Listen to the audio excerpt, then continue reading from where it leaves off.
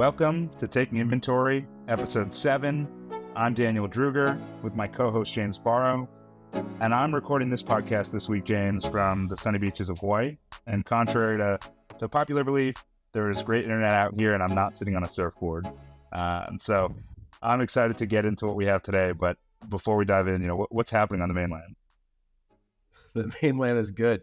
The big things here are Apple obviously launched their Vision Pro headset, but kind of underneath the radar, they announced a bunch of changes to how they're dealing with ads. And it seems like they're setting up to actually build their ad platform and really start to scale that. Saw a couple examples this week of ad platforms starting to lose leverage that we can dive into. And then the Trade Desk put out this big marketplace program that kind of resembles a walled garden. And then the last thing that I saw that was kind of interesting was Reddit seems to be making a lot of internet trolls upset, which doesn't seem like the smartest idea given it's Reddit, but who knows? So let's start with Apple. Daniel, did you see this, and kind of what's your take on the link tracking stuff in particular? Yeah, I mean, Apple made a ton of announcements around their hardware, and obviously the Vision Pro. I think what got lost in a lot of those announcements was two big things as it pertains to advertising: link tracking protection and what they're calling the privacy manifest. And I think all of this basically leads to Apple rebuilding an advertising ecosystem in the way that it wants to mold it. So for everyone listening, the link tracking protection that Apple announced is essentially them telling advertisers that any link that's shared over email, SMS, or used on Safari, Apple is going to remove things like the UTM parameters off of the URL. So tracking gets really, really difficult. And then the other announcement was what they're calling the privacy manifest. And this is making it so developers that make their apps available through the Apple App Store have to make it very transparent what third-party, what are called SDKs or software development kits, are being used within the app. So things like the Facebook SDK, which can track a lot of users, and other SDKs that capture user data are more transparent. And so between this, right, the privacy manifest, the link tracking, and the Apple tracking transparency from a few years ago, I don't know, James, it sounds like they're rebuilding advertising in the image that they want it to be. Yeah, I agree. And I think it's cool because it's going to be really privacy centric. And I think it's going to be a huge business for Apple. I mean, the fact is that they're going to be able to do a lot of on-device targeting. They have the services across music and maps and Apple TV. They obviously have the technology chops to build an ad platform. They just build crazy VR, AR headsets to put on people's faces. They can figure this out.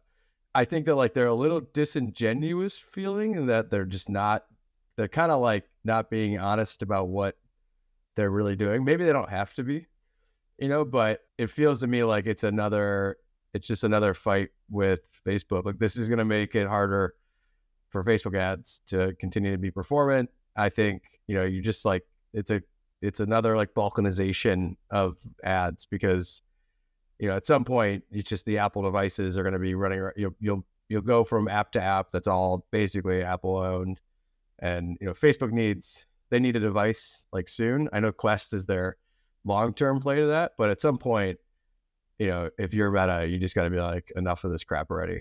I don't know how they're going to address it, but I would be frustrated if I were them. Yeah, the platforms like that, like Meta, Snap, Twitter, TikTok, have to be really frustrated. I think Google is in a much different position that we'll have to see if they react to this or if they follow suit. But they may become the strong alternative where people look and say we can still track users in a privacy safe and a relevant way. They'll rate it for themselves too. They'll do all the same stuff and make it where Google's O&O all performs better. They kind of, again, at this point, Apple's sort of set the playbook. It does make me think, a lot of these first party RMNs actually, I think probably will be successful. It's kind of what Andrew Gravato was talking about. At this point, if you can't close the loop, you're kind of toast. And this is just, I think, just another example of that, where if the loop goes through Safari, you're not closing it. One thing I found interesting about these announcements, though, and they did it again with app tracking transparency a few years ago, is they announced these big sweeping changes, but there's very little detail around it, right? There's no timeline, there's no specifics about what it actually means, or how developers or how advertisers need to engage with Apple or follow certain requirements. And so I think it's going to be messy for a while, just like it was on the app side.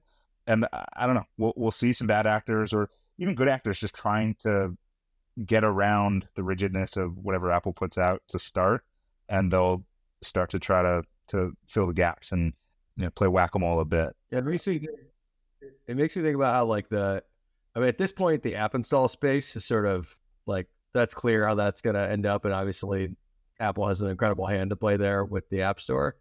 Ecom and Apple is still so unclear what's going to happen. I mean, I wonder, it's not their style to buy someone big, but I wonder if you're going to start having Apple shops like Facebook shops inside the App Store or some equivalent. That would play really nice with these changes in some ways. Like, you could force. I think that's spot on. I mean, they owned the app space. If they don't try to own kind of e-commerce as it continues to develop and create a new experience for that, then they're missing a massive opportunity, which I think, given their track record, I can't imagine they're overlooking that. And so it's funny that to be the new frontier. It's funny you don't hear a lot about it, because you hear these rumors, obviously, about the headsets. You hear about them, like, building a car. You hear about this, but, like, I haven't heard sort of any plans for them to, like, dive into e-com. And I wonder now, like, if it's just because they don't want to deal with fulfillment. But even, like, Flexport, bought Shopify's fulfillment arm. So it's like, you could imagine an Apple Flexport partnership that would be awesome. And those ads would crush. And it would be, I think, extremely hard for Facebook to kind of fight back to some extent on that.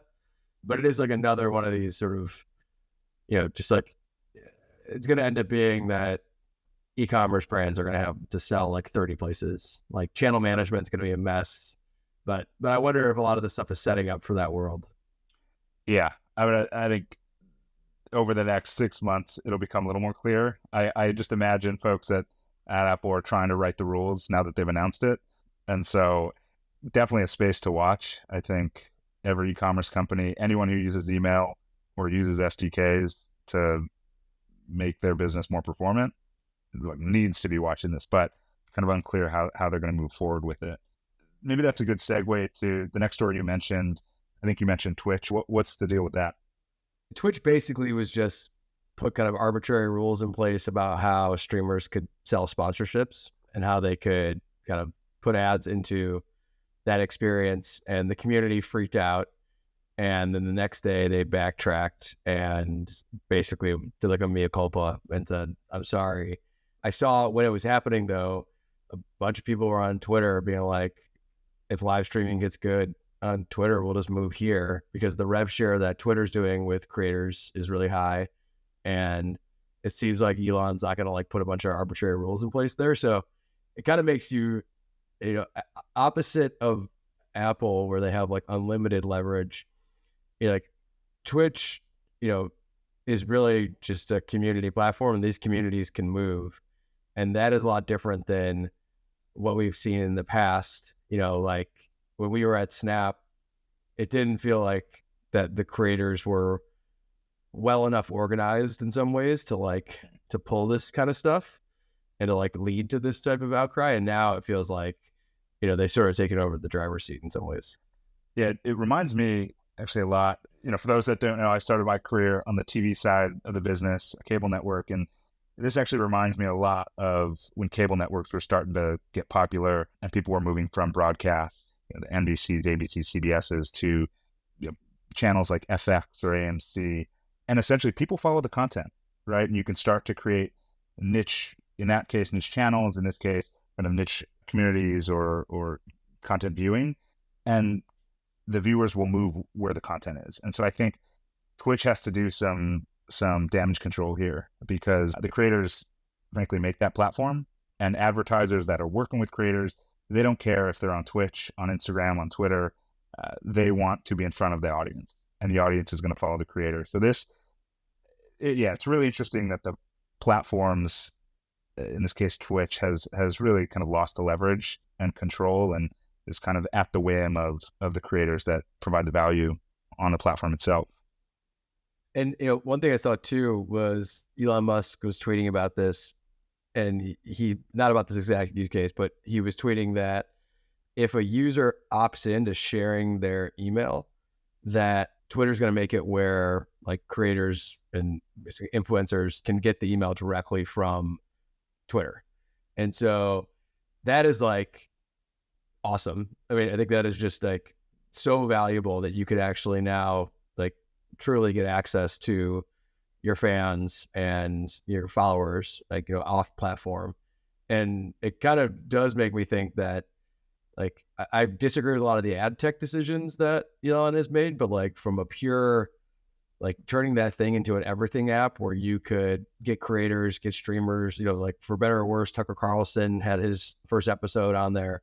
Like that thing's going to become a really, really valuable video ad platform, probably faster than most people would expect, because like his instincts of sort of aligning with the creators seem to be much better than, in this case, Amazon's and Twitch's, where like they basically just put their foot in the mouth. Yeah. And like Twitter and even at Snap, Snap was paying creators to transition to create their content on Snap. It's going to come down to what value are the platforms providing the creators, not the other way around. So Twitter providing direct data, Snap providing a direct financial incentive. The tools are no longer, I don't think, of value necessarily to the creator, because the tools are just becoming a commodity. It's becoming very easy to start streaming or start creating content on any of these platforms. And it really is just, does the format work? And the audience follows me. And is this going to be the best for my business as a creator? And so I don't think this is the last that we see of kind of creators pushing back on platforms and kind of threatening to go somewhere else. Yeah, I mean, another example that we saw this week was Reddit, right? And for those who haven't seen it, so Reddit has an API that people can build basically like Reddit apps on top of. Twitter has one as well that they recently started charging developers a ton for. But Reddit has like a pretty big community that uses this app called Apollo, which is like basically, it's kind of like TweetDeck back in the day with Twitter. And Apollo can't afford to keep that app up running, so it's shutting down. And I think it's an example of, they're just trying to get obviously control out of all the experiences. And I also think it's like, it feels to me pretty defensive for them, because that could have been an opportunity for them to like turn Apollo into part of their ad network. Like there's a lot of ways they could have monetized these things in different ways. And I get why they want to like get all that usage back to Reddit, but this is another example where like the community is so powerful that, at some point I wonder if you could see the Reddit community start to migrate to somewhere like Twitter, right? Because like they just don't feel like, they want to deal with sort of these arbitrary rules. I don't know if you think that's like, yeah, I think that's what it kind of blew me away reading it. I was reading a TechCrunch article and I didn't realize, but Apollo was actually an app that was part of the Vision Pro announcement. They were like an app of the day. They had support for Vision Pro and the new Vision OS. And so they're not some small, I mean, it is a small team, but they were a very well recognized development team with an app that people loved. And for Reddit to not consult with them and other developers and kind of understand what are the concerns or how is this going to affect your business is crazy to me.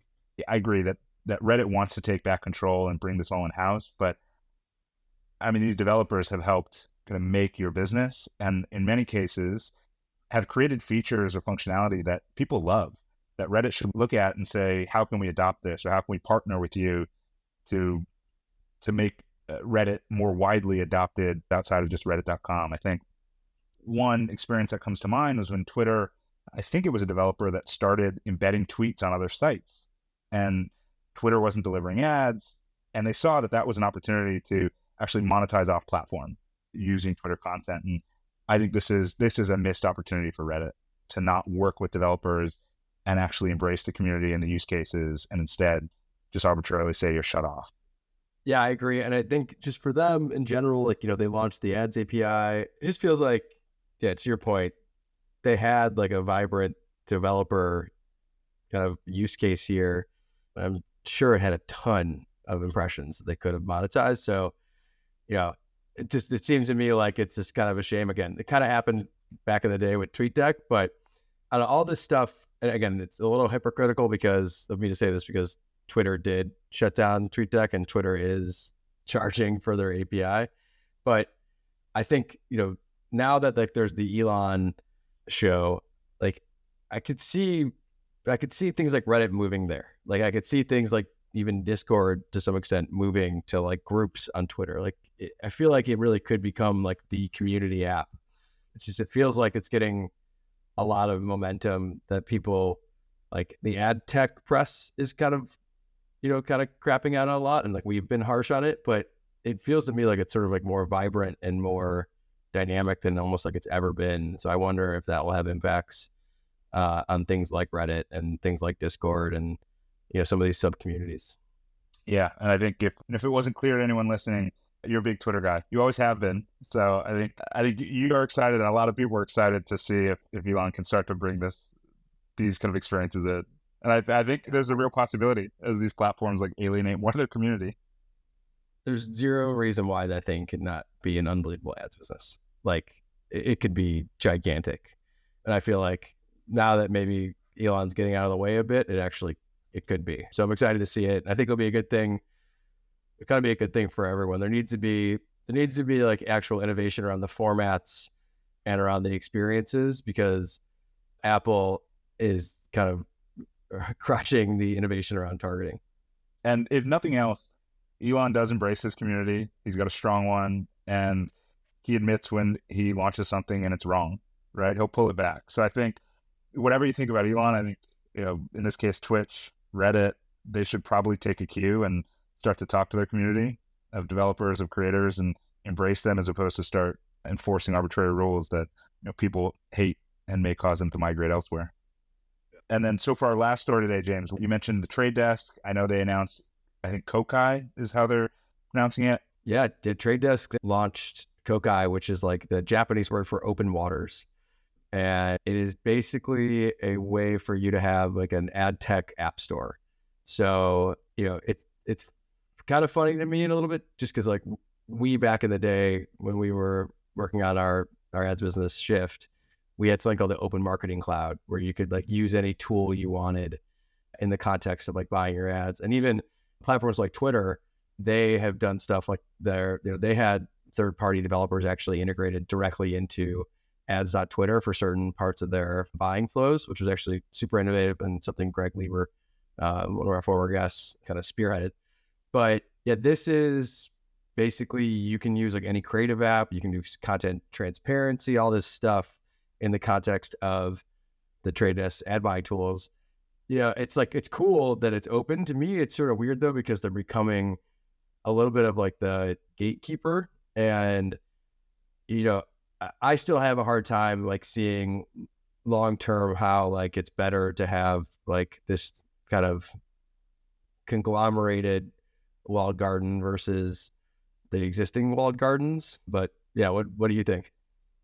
It looks a lot like the partner programs that we ran at Snap, that Facebook has put together, that all the walled gardens have used as part of their playbook. And I think, last week we talked about them being very vocal and starting to actually run ads for this Unbreak the Internet campaign. And this feels opposite to that.